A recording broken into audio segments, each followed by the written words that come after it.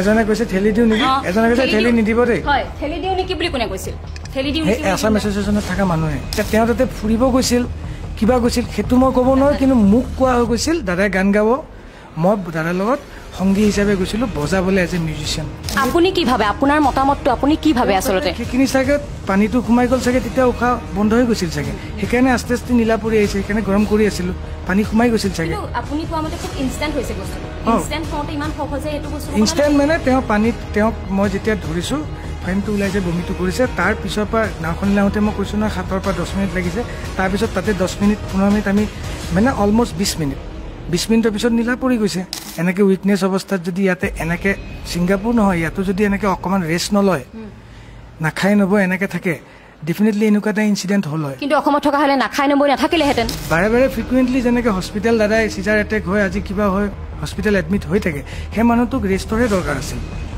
মোৰ পাৰ্চনেলি কোৱা কথাটো সেইকাৰণে তেওঁক ৰেষ্ট নিদি পেলাই যদি নন ষ্টপ কাম কৰি থকা যায় তেতিয়া তেওঁ কোনোবা মুহূৰ্তত ডক্টৰবিলাকে কোৱা কথাবিলাক শুনিছোঁ যে কোনোবা মুহূৰ্তত কলেপছ হৈ যাব পাৰে যে সিদ্ধাৰ্থক মই সুধিলোঁ মই এতিয়া ক'ত যাম কিছু আপুনি যাব নোৱাৰে আপুনি দিল্লীতে থাকিব লাগিব নহ'লে শ্বিলং যাব লাগিব মই কৈছোঁ মই কিয় শ্বিলং যাম কিয় দিল্লীত থাকিম কাৰণ মোৰ হাতত টিকেট নাই পইচাও নাই একো নাই চব কৰ্ডিনেশ্যনটো মেনেজমেণ্টৰ আণ্ডাৰত মইতো পাৰ্চনেলি যোৱা নাই এতিয়া তেওঁ বোলে নাজানো আপোনাৰ তাতে বোলে ৰিক্স আছে অমুক আছে মই কৈছোঁ মই নামানো মই যাম মোক কিবা এটা কৰি দে যে মই একো কৰিব নোৱাৰোঁ শেখৰ দা প্ৰথমে সত্যলৈ স্বাগতম জনাইছোঁ আৰু আমি বহুত কথা একো নাপাতো ডাইৰেক্টলি সুধিব বিচাৰিছোঁ আপুনি নিসংকোচে আপোনাৰ মনত যি আছে আপুনি কওক নিসংকোচে ক'ব আৰু যি মই সংবাদকৰ্মী হিচাপে আপোনাৰ ওচৰলৈ অহা নাই কিয়নো ময়ো এগৰাকী জুবিন অনুৰাগী আৰু আজি সৰু সজাত যিটো অৱস্থা আপুনি যদি চাইছে আপুনি দেখিছে গোটেই লাখ লাখ কোটি কোটি অনুৰাগী ওলাই আহিছে এই প্ৰখৰ ৰ'দতো আছে গতিকে মই আজি সংবাদ মাধ্যম হিচাপে নহয় মই অনুৰাগী হিচাপে আপোনাৰ কথা পাতিব বিচাৰিছোঁ যিহেতু অসমৰ সম্পদ শেষ হৈ গ'ল আৰু আপোনালোকৰ লগতে জুবিন দা গৈছিলে আৰু আপোনাক কোৱাও শুনিছোঁ যে আপুনি কেৱল মাত্ৰ মিউজিকৰ কথাখিনিহে গম পায় তাৰ বাহিৰে আপুনি একো গম নাপায় গতিকে সমগ্ৰ ঘটনাটো কিন্তু অকণমান হ'লেও আমি আপোনাৰ পৰা জানিব বিচাৰিম হয় মই তাতে আমি মই পানীৰ পৰা কম নে মানে মই ক'ৰ পৰা কম যেতিয়াৰ পৰা আপোনাৰ প্ৰথম যিহেতু তেখেতে অসম এৰি যোৱাৰ পৰা আকৌ অসমত সেই নশ্বৰতে অহালৈকে আপুনি যিমানখিনি আপুনি ক'ব পাৰে 17 তাৰিখে গৈছিলোঁ 8টা বজাত ফ্লাইট আছিল আমি গ'লোঁ 17 তাৰিখে গৈ 17 তাৰিখে আমি পালোঁ ছিংগাপুৰ সেইদিনাখন আমি ক'তো বাহিৰত ওলোৱা নাই তাতে আছিলোঁ তাতে ডিনাৰ কৰি থাকিলোঁ পিছদিনাখন 18 তাৰিখে দিনত ক'তো ওলোৱা নাই ইভিনিং আমি ছাইডত ৰেষ্টুৰেণ্ট এখনত যাই পেলাই ডিনাৰ কৰিলোঁ কৰি তাতে সেই গান চানো হ'ল তাতে দাদায়ো গালে সেইটো বস্তু মই অতনুদাকলৈও পঠাইছিলোঁ দাদাই কৈছিলে অতনুদাক দিবলৈ যে এইটো প্ৰথমে তাক দে ভাইৰেল কৰিব আৰু তলত লিখি দে 31 অক্টোবৰত ৰৈ ৰৈ বিনালে ৰিলিজ হ'ব তাৰপিছত দাদাই কিবা কিবি এক্টিভিটিজ অলপ হ'ল সেইখিনিও আমি ভিডিঅ' কৰিলোঁ অতনুদাকে দিছোঁ তাৰপিছত তাৰ পৰা আহিলোঁ 11-12মান বাজিল ৰাতি শুলোঁ হোটেলত পিছদিনাখন প্লেন 19 তাৰিখ প্লেন আছিল ইয়াকত উঠি ট্ৰেভেল কৰা তাতে সেইবিলাক কোনে মেনেজ কৰে কি কৰে সেইবিলাক মোৰ লগত কোনো ধৰণৰ কোঅৰ্ডিনেশ্যন নহয় আমাক যিটো কয় আমি সেইটোকে কৰোঁ তাৰপিছত আমাৰ পিছদিনাখন দুপৰীয়া 1টা বজাত ওপৰৰ পৰা নামি আহিছোঁ তলত গাড়ী আছিল গাড়ী লৈ পেলাই গাড়ীখনত আমাক ইয়াকলৈ লৈ গ'ল পৰ্টলৈ ইয়াকত যাই আমি 40 মিনিট এঘণ্টা আমি যোৱাৰ পিছত তাতে এটা পানীৰ দ্বীপ এটা আছে আইলেণ্ড এটা তাতে চব বেলেগ বেলেগ ইয়াকো যাই পেলাই তাতে মানুহবিলাক নামি টুৰিষ্টবিলাক নামি তাতে এক্টিভিটিজ কৰে তাতে আমিও চবেই যিটো নামিছে আমিও নামিছোঁ নামি পেলাই দাদাও নামিলে এবাৰ সাঁতুৰি আহি ওপৰত উঠিল বহিল ছেকেণ্ড টাইম দাদা বোলে নামি গৈছে দাদা বোলে নামি গৈছে বুলি মই কৈছোঁ মই তেতিয়া অলৰেডি পানীত আছোঁ দাদা নামাটো মই দেখা নাই খালি নামি যোৱাৰ পিছত অলপ দূৰ সাঁতোৰাৰ পিছত মই অলৰেডি আছিলোঁৱে পানীত তেতিয়া কোনোবা এজনে ওপৰৰ পৰা ক'লে যে দাদাই জেকেট পিন্ধি যোৱা নাই দাদা এনেই গৈছে কিন্তু প্ৰথমবাৰ জেকেট পিন্ধি নামিছে তেতিয়া মোক চাগে আপোনালোকে ভিডিঅ'টোত দেখা পাইছে মই অৰেঞ্জ কালাৰ বেডখনত বহি আছোঁ পানীত মই সাঁতুৰি থকা নাই তেতিয়া তাৰপিছত মই চাই ল'লোঁ দাদাই কেনেকৈ সাঁতুৰে কি কৰে মোৰ অভিজ্ঞতা নাই পিছৰবাৰ মই সাঁতুৰি মানে চুইং কৰি আছোঁ ফ্ল' কৰি আছোঁ তেতিয়া দাদা নামি গ'ল যেতিয়া ক'লে যে দাদা জেকেট নিপিন্ধাকৈ গৈছে তেতিয়া মই চালোঁ হয় দাদা জেকেট নিপিন্ধাকৈ আহিছে তেতিয়া মই দাদাক দূৰৰ পৰাই মই অলপ দূৰত আছিলোঁ মই চিৰিয়াছ নালাগে আহিব ইফালে আহিব নালাগে বিকজ ইয়াতে ইমান দূৰ বুকুত কষ্ট হয় ন সাঁতুৰিলে সেইকাৰণে মই বোলো নালাগে আহিব নাই দাদাক কাৰো কথা নুশুনে আহি আছে কিন্তু সেইখিনি ভিডিঅ' আমি আচলতে পোৱা নাই আপুনি যিখিনি কৈছিলে এতিয়া কোনোবাই পাইছে কিন্তু আমি দেখা নাই আমি ভিডিঅ' যিটো পাইছোঁ আপোনাক মোৰ ওচৰত ভিডিঅ'টো আছে মই বহি থাকোঁতে হয় তাত বহি আছে কিন্তু পাছফালৰ পৰা কোৱা হৈছে যে নালাগে যা নিপিন্ধিলেও হ'ব আৰু এনেকৈ কোৱা হৈছে যে ঠেলি দিম নেকি কোনে কৈছিল সেই ঠেলি দিম নেকি জুবিন গাৰ্গক কোনে কৈছিল মই গম নাপাম আপুনি যিহেতু আছে মই আছোঁ মানে মইতো পানীত আছোঁ হয় মই ওপৰৰ পৰা কোনে কৈছে সেইটো মই পাৰফেক্টলি আপুনি যদি ভিডিঅ'টো আপুনি চাগে চোৱা নাই যদি আপুনি চাবলৈ কষ্ট হ'ব পাৰে মই নাজানো কিন্তু আপুনি যদি চাই এইখিনিতে কথা কৈছে যে ঠেলি দিওঁ নেকি ঠেলি দে আপুনি চাওক আপুনি চাওক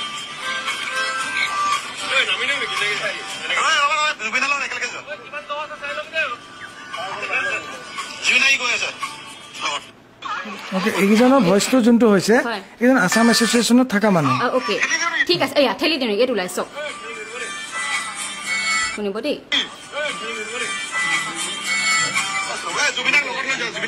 এজনে কৈছে ঠেলি দিওঁ নেকি এজনে কৈছে ঠেলি নিদিব দেই হয় ঠেলি দিওঁ নেকি বুলি কোনে কৈছিল ঠেলি দিওঁ নেকি আছাম এছ'চিয়েশ্যনত থকা মানুহে তাতে থকা তেওঁলোকৰ মই এজনৰে নাম জানো তন্ময় দা যিজন দাদাক প্ৰথমবাৰ ভিডিঅ'টোত যে জেকেটটো পিন্ধাই আছিল সেইজন হ'ল তন্ময় দা বাকী কেইজনৰ নাম নাজানো কিন্তু তেওঁলোকৰ লগৰে তন্ময় দাহঁতৰ লগৰে নাম নাজানো কিন্তু নাম নাজানে আচ্ছা আৰু এটা এইখিনিতে কথা আপোনাক সুধিব লাগিব জুবিন দাই প্ৰগ্ৰেম কৰিবলৈকে গৈছিল নে প্ৰগ্ৰেম মুখটো সেনেকে লৈ গৈছে মুখটো এনেই নিনিয়ে আপুনি জনামতে প্ৰগ্ৰেমে আছিল নহয় জানো কিন্তু শ্যামকানু মহন্তই কৈছিল যে জুবিন গাৰ্গে ৰেষ্ট কৰিবলৈহে আহিছিল কোনে কি কৈছে তেওঁ এতিয়া যে কৈছে ৰেষ্ট কৰিব গৈছে কিবা কৈছে এইটো তেওঁ গম পাব তেওঁলোকৰ কি আমাক মুখ এনেই লৈ নাযায় নহয় আগদিনা যে আপোনাৰ দুদিনমান আগত যে বম্বেৰ পৰা আহিছে প্ৰগ্ৰেম কৰি ভূপেন হাজৰিকাৰ অনুষ্ঠানটোত তাতে মই নাই নহয় তাতে তেওঁলোকে অৰ্গেনাইজ কৰিছে তেওঁ ক'ৰবাত ইনগ্ৰেশ্যন কৰিব যায় কিবাত যায় তাতে মই নাথাকোঁ নহয় কোনোবা চেনেলত টক শ্ব'ত গৈছে তাতে মই নাথাকোঁ নহয় মোক ক'ত দেখিছে আপোনালোকে য'ত প্ৰগ্ৰেম য'ত ষ্টুডিঅ'ত আৰু সেইদিনাখন এক্টিভিটিছটো তাত আমি যিহেতু অসমৰ বা বাহিৰৰ জেগা তাত গৈছোঁ 3 দিনৰ কাৰণে গৈছোঁ আমি লণ্ডনো গৈছিলোঁ যাওঁতে তাতে যোনে য'ত ফুৰাই তেওঁলোকৰ মানুহে যি এৰেঞ্জ কৰে তাতে আমাকো নিয়ে দাদাৰ লগত আমিও যাওঁ নিজে যাম বুলি নিজে প্লেন কৰিম বুলি একো কৰিব নোৱাৰোঁ এতিয়া তেওঁ তাতে ফুৰিব গৈছিল কিবা গৈছিল সেইটো মই ক'ব নোৱাৰোঁ কিন্তু মোক কোৱা হৈ গৈছিল দাদাই গান গাব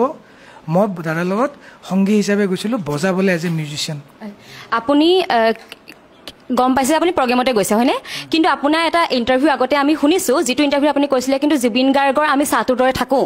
আপুনি কৈছে সেই ইণ্টাৰভিউটো মই অলপ দেৰি আগত চাইছোঁ আৰু আপুনি কৈছে আমি জুবিন গাৰ্গক আমি দেখুৱাই নাথাকোঁ কিন্তু জুবিন গাৰ্গৰ লগত আমি সকলো কথাই শ্বেয়াৰ কৰোঁ বা সকলো কথাই জানো কিন্তু আপুনি এতিয়া কৈ দিলে যে আমি অকল মাত্ৰ ষ্টুডিঅ'ৰ ভিতৰত থাকোঁ বা এনেকৈ ধৰণে কথা কৈছে গতিকে গোটেইখিনি কিন্তু যদি চাবলৈ যায় কিন্তু মানুহে তেতিয়া দুখ পাব যদি আপুনি যদি এতিয়া কয় যে মই অকল প্ৰগ্ৰেম আছে আৰু মই গৈছোঁ লগত সেইটো কথা কৈ দিলেতো আমি এতিয়া মানি ল'ম বা অসমবাসীয়ে মানি নল'ব কাৰণ আপুনি আগতেই কৈ থৈছে জুবিন গাৰ্গৰ প্ৰত্যেকটো কথা তেওঁ মোক শ্বেয়াৰ কৰে ময়ো আপোনাক শ্বেয়াৰ কৰা বুলি কোৱা নাছিলোঁ আপোনালোকে আকৌ এবাৰ চাই ল'ব মই কৈছিলোঁ মিউজিকেল যদি কিবা কথা হয় সেইটো কথাই মোৰ লগত ডিছকাছ কৰে আজি গানটো কেনেকুৱা হ'ব ষ্টেজত কি গান গাম সেইটো বস্তুৱে শ্বেয়াৰ কৰে বাকী বস্তু মোৰ লগত ক'ত ঘৰ হ'ব ক'ত যাম কিহত যাম নহয় তেওঁৰ কথাটো কৈছোঁ তেওঁ ক'ত কিবা কিনিব ক'ৰবাত যাব ফ্লাইটত যাব নে কেইদিন থাকিব সেইবিলাক বস্তু মোৰ লগত তেওঁলোক ঘৰুৱা সেইবিলাক মেনেজমেণ্ট যিহেতু আছে মেনেজমেণ্ট ৰাখে সেইটো কাৰণেই আমি মেনেজমেণ্টৰ কথা কাৰণে লগত আহিম বাৰু কিন্তু প্ৰগ্ৰেম কৰিবলৈ গৈছিলে যিহেতু প্ৰগ্ৰেম কৰি তেওঁ নিথৰ কয় যে গান তাতে কি গাব মই অকলে গৈ আছোঁ দাদাক মই সুধিছোঁ মই অকলে নালাগে বেলেগ নালাগে আমি তাতে এনেও 3 দিন আগতে গৈ আছোঁ তাতে তই টাইম পাবি মই কি গান গাম তোক কৈ দিম তাতে তই চাই ল'বি তই কিবৰ্ড মিডিটো লৈ ল তাতে মই চাই ল'ম মই সেইবিলাক কথাই দাদাই চিনেমাখনত কোনটো গান কেনেকৈ বনাব সেইটো মোৰ লগত ডিছকাছ কৰে কোনটো গান কেতিয়া ৰেকৰ্ড কৰিম কোনটো গানত কোনে বজাব কোনে গাব সেইবিলাক পাৰ্চনেল কথা মোৰ লগত ডিছকাছ কৰে অকল মিউজিক ৰিলেটেড বাকী কথাত মোৰ লগত ডিছকাছ আপুনি কিন্তু ফেমিলিৰ নিচিনাকৈ বুলি একদম ফেমিলিৰ নিচিনাকৈ চব কথা কৈছে ফেমিলিৰ নিচিনা মই সেইকাৰণে কৈছোঁ ফেমিলিৰ নিচিনা মোৰ ঘৰতো আহে খালি বাকী তেওঁ মোৰ ঘৰত আহিলেও মোৰ ঘৰত মই তেওঁক লৈ অনা নাই তেওঁ নিজে আহিছে লগত PSO থাকে মোৰ ঘৰৰ পৰা যাওঁতেও উইথ PSO উইথ ড্ৰাইভাৰে যায় এবাৰ কিয় PSO নগ'লে সেইটোতো মই গম নাপাম আমাৰ ইয়াত প্ৰগ্ৰেম হ'লে য'ত যাওঁ PSO যায় কলিকতালৈ শ্ব' কৰিব গ'লেও মাজে মধ্যমে যায় কেতিয়াবা নাযায় যাব লাগিছিল আৰু তেখেতৰ যথেষ্ট অসুস্থ আছিল সেইটো কথা ডক্টৰ কৈছোঁ ময়ো তাৰ দুদিন আগত দাদাৰ লগত নিজে ৰেকৰ্ডিং কৰি আছিলোঁ দাদাই গানেই গাব পৰা নাই মানে বহুত অসুস্থ হৈ আছিল উইক হৈ আছিল তো সেইটো ক্ষেত্ৰত তাৰ আমি 17 তাৰিখ গৈছোঁ 16 তাৰিখ ৰেকৰ্ডিং আছিল মই কেঞ্চেল কৰিছোঁ ষ্টুডিঅ'ত বিকজ দাদা আজি ৰেষ্ট ল'লে 17 তাৰিখ যাব পাৰিব 15 তাৰিখে লাষ্ট কাম কৰিছোঁ তেওঁ অসুস্থ থকাটো আজি নহয় সেইটো মই আজি 6 মাহৰ পৰা দেখিয়ে আছোঁ তেওঁ অলপ অসুস্থ তাৰ কাৰণে মই কৈছোঁ চবকে যে আকৌ ইমান দূৰ প্ৰগ্ৰেম কৰিব যোৱাটো তেতিয়া চবেই সবেই মিনছ কি আমাৰ মেনেজমেণ্টে হওক বাকী হওক সবেই কোৱা গ'ল যে এইটোতো আমি অন ৰোড ট্ৰেভেল কৰিব নালাগে, এইটো আমি ফ্লাইটত যাব অকণমান। সেইকাৰণে তাতে যাই পেলাই দাদাই কৈছে তাতে যাই ৰেষ্ট ল'ম, 3 দিন এডভান্স গৈ আছোঁ, যায়ে মোৰ প্ৰগ্ৰেম কৰিব নালাগে। মই কি কৰিব গৈ আছোঁ, তই নগ'লে মই কেনেকৈ গান গাম, তই গানৰ তই এইটো চাব লাগিব ন। মই কি গাব কওক, সেইটো নাজানো, তাতে যাম চাই ল'ম, তই বস্তুখিনি লৈ ল। মই এতিয়া কি ইনষ্ট্ৰুমেণ্ট নিম, ইনষ্ট্ৰুমেণ্ট নিলে ৱেইট বেছি হয়। মই অকল লেপটপটো সৰু মিডি কিবৰ্ডখন চাউণ্ড কাৰ্ডখন ট্ৰেকত দিলেও দাদাই ট্ৰেকত গাব নোৱাৰে, মাজত ৰখি দিয়ে। চ' মই চেম্পলিং কৰিব লাগিব, যোনে গম পাব। মই এবিলটন লাইভটো লৈ যায়, তাতে মই এইবিলাক ইনষ্টল কৰি তাতে মই ৰেডি কৰি আছিলোঁ, আৰু মোৰ বেলেগ নাই তাতে। এতিয়া কোনে কেনেকৈ এৰেঞ্জ কৰিছে, আচলতে কেইটা গান গাব, অনুষ্ঠানটো কিহৰ ওপৰত ডেডিকেটেড, একো নাজানে। একো নাই। মোক দাদা যেতিয়া উঠিব তেতিয়া মই বজাম। আপুনি অকল অনুষ্ঠান কৰিবলৈকে গৈছিল, আপোনাক লৈ যোৱা হৈছিল, সকলোখিনি ব্যৱস্থা কৰি দিয়া হৈছিল, আৰু তাত থকা খোৱা ব্যৱস্থাখিনি কেনেকুৱা হৈছিল? থকা খোৱা ব্যৱস্থাটো আমাৰ হোটেল এখন দিছিল। হোটেলখনতে দাদাৰ এটা ফ্ল'ৰত মোৰ লগত সিদ্ধাৰ্থ আছিলে, ৰুমত শ্বেয়াৰ কৰি, সন্দীপন বেলেগ এটা ৰুমত। পেন পেচিফিক বুলি হোটেল এখন আছিল, তাৰ সন্মুখতে কনভেনশ্যন হলত শ্ব' আছিল বুলি জানো। বাছ সেইখিনি। আৰু যিহেতু আপুনি কৈছে যে যিহেতু সাঁতুৰিবলৈ যোৱাৰ পাছত জুবিন দাক আপুনি যেতিয়া অচেতন অৱস্থাত দেখিছিলে বা তেওঁ পৰি গৈছিলে, তেতিয়া ওঠখন আৰু আঙুলি এটা নীলা হৈ গৈছে আপুনি কৈছে। উঠি অহাৰ পিছত ইমান সোনকালে মানুহ এজনৰ ওঠখন আৰু আঙুলিটো কেনেকৈ নীলা হ'ব পাৰে? আমিতো এনেকুৱা ধৰণৰ মৃত্যু বহুত দেখিছো, যি পানীত ডুবি। নহয় আপুনি যে কৈছে ইমান সোনকালে, সেইটো ৰহস্য এটা আছে নিশ্চয়। ৰহস্যটো আপোনালোকে গম পাব তেতিয়াহ'লে। মই থাকি পেলাই যিখিনি কৈছো সেইখিনি মই ক'লোৱে ন আপোনাক, যে তেওঁক আপুনি কি ভাবে, আপোনাৰ মতামতটো আপুনি কি ভাবে? আচলতে সেইখিনি চাগে পানীটো সোমাই গ'ল চাগে, তেতিয়া উশাহ বন্ধ হৈ গৈছিল চাগে, সেইকাৰণে আস্তে আস্তে নীলা পৰি আহিছে, সেইকাৰণে গৰম কৰি আছিলো, পানী সোমাই গৈছিল চাগে। আপুনি কোৱা মতে খুব ইনষ্টেণ্ট হৈছে বস্তুটো, ইনষ্টেণ্ট হওঁতে ইমান সহজে সেইটো বস্তু ইনষ্টেণ্ট মানে তেওঁক মই যেতিয়া ধৰিছো, ফাইনটো ওলাইছে, বমিটো কৰিছে, তাৰ পিছৰ পৰা নাওখন লাওঁতে মই কৈছোঁ নহয় 7 পৰা 10 মিনিট লাগিছে। তাৰপিছত তাতে 10 মিনিট 15 মিনিট আমি মানে অলমষ্ট 20 মিনিটৰ পিছত নীলা পৰি গৈছে, নখটো নীলা পৰি আছে, আস্তে আস্তে নীলা পৰিছে, সেইটোহে মই কৈছোঁ। তাৰপিছত CPR দি আছে, ছাপৰ্ট কৰি আছে। তাৰ পাছৰখিনি কথা কওকচোন। CPR দি আছে, ছাপৰ্ট তেওঁলোকে কৰি আছে, নাই হোৱা আধা ঘণ্টা তেনেকৈ দিয়া গ'ল। তাৰপিছত পৰ্টত আহিলে, পৰ্টতে টানিছে, তাৰ পৰা আকৌ এক্সট্ৰা মেডিকেল টীম আহিল, তেওঁলোকে কিবা মেচিন চেচিন লৈও CPR দিলে। মানে অলমষ্ট গোটেই হেৰিটোত 1 ঘণ্টাৰ পৰা 1 ঘণ্টা 20 মিনিটমান হৈছে তেওঁ উঠি অহাৰ পৰা, পানীৰ পৰা। তাৰপিছত তেওঁলোকে হস্পিটেল লৈ গ'ল। হস্পিটেলত যোৱাৰ পিছত 1 ঘণ্টামান পিছত আমাক খবৰ দিছে তেওঁ আৰু নাই। আৰু যেতিয়া তেওঁ নাই বুলি গম পাইছিল, তাৰ পাছৰ পৰা আপোনালোকে কি কৰিছিল? আপোনালোকে কি কৰিব পাৰিছিল সেইটো সময়ত? আপোনালোকে কেনেকৈ তেওঁক চাব পাৰিছিল নে নাই পোৱা নে কি হৈছিল? চাব পোৱা নাই, পিছদিনা পাইছোঁ। আৰু যিহেতু আৰু এটা কথা সুধো, আপুনি অকণমান আগতে ক'লে যে ফ্লাইটত আমি একেলগে আহিছিলোঁ, কিন্তু সেইটো কথা আপুনি গম পোৱা নাছিল? হয়, গম পোৱা নাছিলোঁ। ফ্লাইটত মই নিজাকৈ টিকেট কাটি আহিছিলোঁ, এয়াৰ ইণ্ডিয়া ফ্লাইটত, আৰু দাদাক বেলেগকৈ নিয়াৰ কথা আছিল চাৰ্টাৰত, কিন্তু নাজানো কি হ'ল, যোনে কৰিছে ঠিক তেওঁলোকে গম পাব। ফাইনেলি ইয়াত লেণ্ড হওঁতে গম পাইছোঁ যে দাদা মই অহা ফ্লাইটখনতে আহিছে তলত, মানে কফিনটো। আৰু তেতিয়া দাদাক লৈ যাওঁতে সেইখিনি এটা অনুষ্ঠান এটা কৰিছে তেওঁলোকে, সেইটোৱে। মই সেইখন ফ্লাইটতে আহিলোঁ ফাইনেলি। আৰু এটা কথা কিন্তু আপুনি সময় অকণমান দিবই লাগিব, আৰু এটা কথা সুধিব লগা আছে। স্ক্ৰীনশ্বট কেইটা বহুতকেইটা ভাইৰেল হৈ আছে, তাত আপুনি এটা উল্লেখ কৰিছে, এই কথাটো সকলোকে দুখ দিছে যে জুবিন দা ছিংগাপুৰত নহ'লেও কিন্তু অসমত থাকিলেও মৰিলেহেঁতেন। জুবিন দা, মই যে আপোনাক অকণমান আগত কৈছোঁ, 1 বছৰ আগৰ পৰা 6 মাহ আগৰ পৰা জুবিন দাক অসুস্থ দেখি আছোঁ। জুবিন দা যদি এই অসুস্থ অৱস্থাত, এনেকৈ উইকনেছ অৱস্থাত যদি ইয়াতে এনেকৈ, ছিংগাপুৰ নহয় ইয়াতো যদি এনেকৈ অকণমান ৰেষ্ট নলয়, নাখাই নবৈ এনেকৈ থাকে, ডেফিনেটলি এনেকুৱা এটা ইনচিডেণ্ট হ'ল হয়। কিন্তু অসমত থকা হ'লে নাখাই নবৈ নাথাকিলেহেঁতেন। আপুনি কেনেকৈ গম পাইছে? কিয় তেওঁৰ অসমত এইটো, শুনক আপুনি মোক কুৱেশ্যনটো এইটো নকৰিব, কাৰণ এইটো কাৰণে কৈছোঁ, অসমত তেওঁৰ এটা ছিকিউৰিটি আছে, অসমত গৰিমা বৌ আছে, কিন্তু ছিংগাপুৰত গৰিমা বৌ নাছিল, তেওঁৰ ছিকিউৰিটি নাছিল, হয়নে নহয়? যিটো পাইছোঁ, ষ্টুডিঅ'ত থাকোঁতে তাতে গৰিমা বৌ নাথাকে, তাতে PSO থাকে আৰু জুবিন দাহে থাকে। তাতে ময়ো নাথাকোঁ, মই ষ্টুডিঅ'ত কাম কৰা সময়খিনিত থাকোঁ। আমাৰ মানুহখিনি যিয়ে লগ পাই জুবিন দাক